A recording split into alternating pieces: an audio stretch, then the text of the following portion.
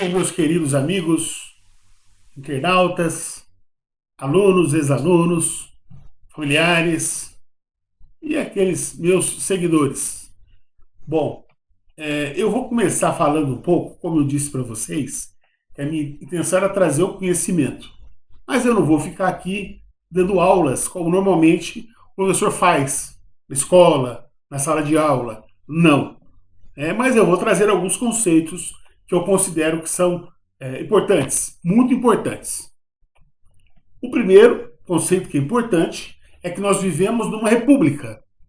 E república é uma forma de governo onde nós escolhemos os nossos representantes políticos de modo democrático, através do voto.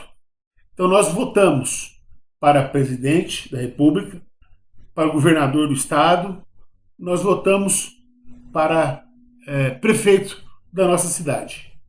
Também votamos para deputados, senadores e vereadores, esses do poder legislativo, enquanto que o presidente, os governadores, os prefeitos compõem o poder executivo.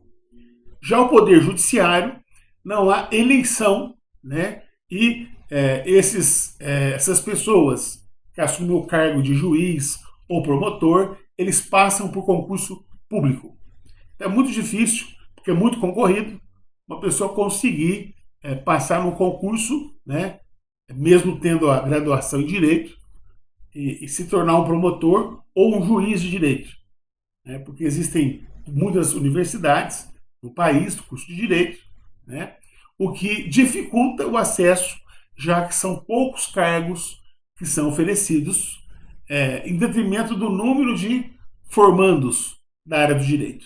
Bom, mas enfim, então a república é uma forma de governo onde o povo ele escolhe os seus representantes políticos, seja no poder executivo, seja no legislativo. No executivo, como eu falei, presidente, governadores, prefeitos. Legislativo, senadores, deputados federais, deputados estaduais, vereadores. Nem sempre foi assim, meus queridos. Então, no século XVIII, que é considerado o século das luzes, né, estava em voga o chamado Antigo Regime. Né? E isso surge desde o final do século XV, século XVI, século XVII, também no século XVIII, o Antigo Regime, que basicamente é o feudalismo, o absolutismo, os privilégios da nobreza e o mercantilismo. Então, o feudalismo é aquele sistema econômico onde os camponeses eles moravam nos feudos, né, numa propriedade rural de um senhor feudal, e ali ele trabalhava, né, e pagava impostos para ter direito a uma gleba de terras. Essa terra, na verdade, não era do camponês. Ele pagava por ela, como se fosse uma espécie de aluguel. Então, parte do que ele produzia, ele tinha que passar para o senhor feudal em forma de impostos, e durante alguns dias da semana ele também tinha que trabalhar na chamada reserva senhorial, ou seja, nas plantações, né, do senhor feudal. Não chega a ser um sistema escravista, porque o camponês, entre aspas, era um homem livre, né? Entre aspas, um homem livre. Mas, na verdade, ele tinha uma vida miserável, né? Não muito diferente dos escravos. Então, aí nós falamos do feudalismo, que é um sistema econômico anterior ao capitalismo. E, justamente nesse período, né, no século XV, século XVI, quando começam as grandes navegações, que já começa a transição do feudalismo para o capitalismo. E o mercantilismo ele é adotado aí no antigo regime, porque foi um período, né, em que os reis se lançaram ao oceano em busca de novas rotas até chegar às Índias, para poder comprar as mercadorias, principalmente as especiarias, por um preço mais barato, né, e está competindo com os italianos, árabes, né, que tinham ali o monopólio do comércio no mar Mediterrâneo. Né? Muito bem, então esse aí é o mercantilismo. Então, nesse sistema, onde eles buscavam novas rotas para poder vender mercadorias, para ganhar dinheiro, né? Então, já é uma transição para o capitalismo. Mas nós não vamos avançar aqui falando muito de capitalismo. O que interessa é que no século XVIII, muitos reis eram absolutistas. E aí vamos entender então os privilégios da nobreza e o absolutismo. Bom, absolutismo, como a própria palavra ela já diz, ela é sinônimo da palavra absoluto. E os reis tinham poder absoluto. Teve um rei francês que chegou a dizer assim, ó, o Estado sou eu. E de fato, os reis exerciam o poder executivo, eles exerciam o poder legislativo e judiciário. Ou seja, eram os reis que elaboravam as leis. Às vezes até podia ter um parlamento. Só que as leis que eram aprovadas no parlamento eram a título de sugestão. E o rei aceitava ou não. Ele era absoluto. Né? Então ele elaborava as leis, era ele que governava e ele também julgava as pessoas. E com o passar do tempo, né, no século XVIII, surgiram então esses pensadores que começaram a sonhar com uma sociedade onde houvesse justiça social, dignidade humana, participação política, democracia. E esses pensadores passaram a produzir textos, livros, né? Então eles também são chamados de enciclopedistas. Eles também vão criar o que? As enciclopédias, né? E eles diziam o seguinte, que a razão é o combustível do progresso. Ou em outras palavras, né, que a razão ela é uma força transformadora. Então aqui existe o quê? Um debate onde, de um lado, o culto à razão, ao estudo, que depois no século XIX isso vai ser, isso vai ser incorporado pela ciência, né? Que vai se consolidar no século XIX, mas aqui já no século XVIII eles falavam em razão, conhecimento, em detrimento do quê? De um povo, né, que aceitava os dogmas da igreja. Então, nós não podemos esquecer que estamos aí num contexto onde a igreja tinha um poder muito forte sobre as pessoas e o conhecimento religioso ele não dialoga com o conhecimento científico. Né? Então, por exemplo, na época, né, do século XV, só para situar, acreditava-se que a Terra era plana. Né? Hoje em dia está em moda, né, esse negócio de terraplanismo. Pois é, então aqueles que naquela época, no século XV, como Galileu Galilei, que chegasse e tivesse a coragem de falar publicamente que a Terra era redonda, né, ou que ela tivesse um formato de uma bola, né, ou meio oval, esses eram perseguidos e podiam ser inclusive queimados em praça pública. Então o conhecimento religioso ele não dialogava e nos dias de hoje ainda não dialoga com conhecimento científico. Por exemplo, lá na Bíblia nós vamos encontrar a ideia de que o homem veio do barro. O primeiro homem seria Adão. E que a mulher, Deus fez a mulher da costela de Adão. Né? Daí o que? O homem ser mais forte e a mulher mais frágil. Nós não vamos entrar nesse mérito religioso. Essa não é a questão. Mas o conhecimento científico ele não aceita esse tipo de explicação.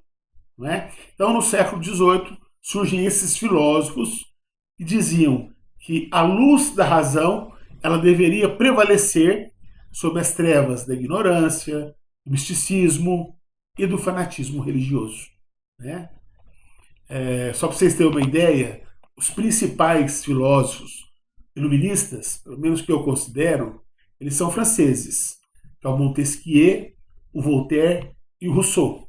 Eu vou citar aqui 3 frases, uma de cada, só para a gente ter uma ideia de como que nós vivemos ainda dentro de um contexto do século XVIII, em pleno século XXI. Ou seja, que a história ela é cíclica, né? Ela é dialética, ela vai e volta. Ela vai e volta. Quando eu digo que ela volta, não é que ela volta no estado anterior original. Não. Mas muitas coisas que já aconteceram no passado, elas voltam à tona no presente. Ou poderão voltar à tona no futuro. Né? Eu jamais poderia imaginar, há 10 anos atrás, 15 anos atrás, jamais poderia imaginar que nós estaríamos vivendo nesse ambiente onde muitas pessoas acreditam no terraplanismo, onde muitas pessoas acreditam que uma vacina, né, ela não cura as pessoas. Então tem gente morrendo porque não estão tomando vacina. Né? E pior, pessoas fazendo propaganda contra o uso da vacina. Bom, então vamos às frases. A primeira é do Rousseau, eu sou muito fã dele. Ele fala mais ou menos assim: o homem, abre aspas, é bom por natureza, a sociedade que o corrompe. Olha que beleza, essa frase de Rousseau, dizendo que o homem é bom, ele nasce bom, mas é corrompido pela sociedade. Então veja que já no século XVIII nós temos um filósofo dominista, o Rousseau, falando que a corrupção não é um problema de um ser humano, não é um problema de um partido político, embora nós encontramos na política muitos corruptos. Né? Isso é uma grande verdade. Mas a corrupção, faz parte da nossa cultura. Então nós não vamos avançar aqui e falar muito de corrupção hoje, não. Vamos deixar para uma outra oportunidade. Mas vejam essa frase recente de Rousseau. Como que as pessoas são influenciadas na sociedade por seus ídolos, ou por seus mitos. Não é? Bom, agora vamos para uma frase que é atribuída a Voltaire, tá? Que é assim, ó: não concordo com uma só palavra do que você diz, mas defenderei até a morte o seu direito de falar livremente. Olha que maravilha essa frase que é atribuída a Voltaire, dizendo que nós devemos viver numa democracia, que nós devemos viver onde exista liberdade de expressão, liberdade de expressão, sem essa pressão, essa coisa de ser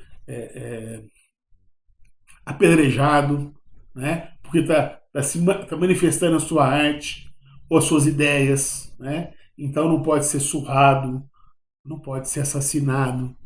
Então as pessoas têm que ser respeitadas, porque nós temos que ter o direito de falar livremente. É liberdade de expressão.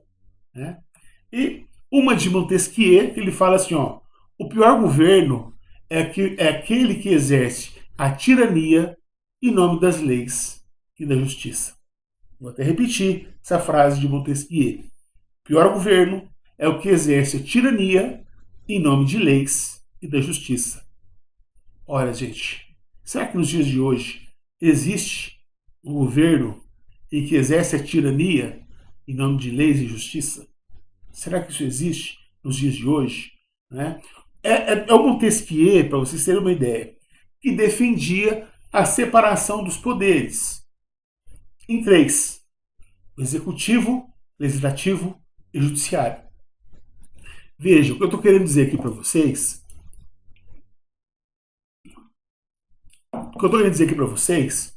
que esses filósofos iluministas, eles sonhavam com um mundo diferente, mas eles viviam num mundo onde havia um governo absolutista. Então, portanto, eles eram perseguidos por suas ideias. E, inclusive, esses pensadores influenciaram movimentos como a Revolução Francesa, que foi uma revolução que falava em direitos dos trabalhadores, direitos humanos, tá? E também direitos políticos, claro. A independência dos Estados Unidos foi um marco, a Inconfidência Mineira, perdão, a Revolução Francesa. Olha a importância das ideias iluministas, que também influenciaram no Brasil a Conjuração Baiana e a Inconfidência Mineira. Dois grandes movimentos de luta contra a imposição portuguesa aqui no Brasil, o domínio português no Brasil, já que o Brasil era colônia Portugal. Tá? Bom, então Montesquieu defendia que o rei ele tinha que cuidar só da parte executiva. Tinha que trabalhar, né? Nomeava os seus ministros e mão na massa. Que o legislativo deviam ser pessoas eleitas pelo povo, né? E que pudesse elaborar as leis e fiscalizar o cumprimento dessas leis.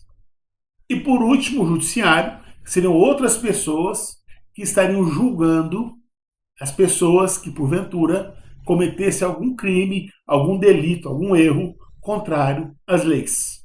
Né? Então veja, estão sonhando com o mundo em que nós vivemos nos dias de hoje.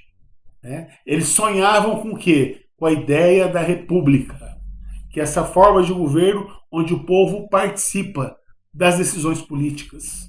Porque no antigo regime, os nobres eles participavam das festas da corte. Né? Então o almoço que era oferecido lá pelo rei para os nobres, o almoço tinha, por exemplo, carne de vaca, carne de porco, carneiro, né? Saladas variadas, legumes variados. Eu tô falando isso para vocês porque o camponês, male male, tinha um copo de arroz com feijão. Male male. Né? Então, e também os burgueses, é importante a gente falar sobre isso. Os burgueses também pagavam muitos impostos e não participavam das festas promovidas pela coroa. Né? Ou seja, as pessoas pagavam impostos, só que o governo não devolvia esses impostos para o povo, né? Em área de saúde, educação, mesmo nas cidades, né? O cuidado com saneamento básico. Então, esses trabalhos que são feitos pelo poder público, praticamente eles não eram feitos naquela época. Né? Então, isso é para mostrar para vocês que esses pensadores sonhavam com um mundo igual ao mundo que nós vivemos nos dias de hoje. E se nós vivemos nesse mundo, nós devemos a eles, que tiveram a coragem de enfrentar uma sociedade conservadora contrária aos seus ideais. Eu falo isso, gente, por quê? Porque hoje em dia, né, o nosso presidente está apontando aí que o exército ele quer participar das decisões lá com relação às eleições. E ele fica falando que essa eleição que é feita no Brasil, ela não é segura. Só que ele foi eleito em todos os seus mandatos através desse sistema. Né? Em todos eu estou exagerando, porque no início dele, na vida pública, eu acho que ainda não tinha esse sistema. Então ele está defendendo o voto impresso. Acontece que essas coisas, tudo, tem o seu tempo. E o tempo de discutir sobre isso, de deliberar sobre isso, já passou. Agora não é a hora de querer impor uma situação, né, de exercer uma tirania e não de leis e justiça. Então, as regras do jogo são essas. O que nós podemos fazer é mudar as próximas eleições. Para essa não tem jeito. Né? Então, não é a pessoa querer impor a sua vontade, porque isso é do absolutismo. Isso já acabou. E nós não podemos deixar a volta do absolutismo. Ou, para falar mais da nossa história contemporânea, a volta do militarismo no poder. Eu espero que vocês tenham gostado dessas minhas reflexões e nós voltaremos a qualquer momento. Um grande abraço.